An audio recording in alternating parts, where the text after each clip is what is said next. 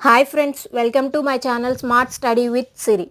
Miss teen galaxy యూకేగా ఎంపికైనది Suhani Rao Telangana.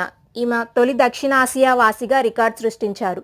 Press information bureau principal director జనరల్గా ఎంపికైనది షఫాలి షరన్. స్వాతంత్రం తర్వాత ఈ బాధ్యతలు నిర్వహించిన 5వ మహిళా అధికారి.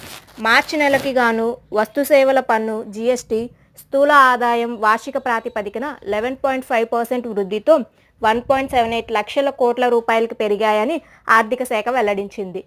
2017 జూలైలో జీఎస్టీ చట్టం అమల్లో వచ్చినప్పటి నుంచి రెండో అత్యధిక నెలవారీ వసూళ్లు ఇవి.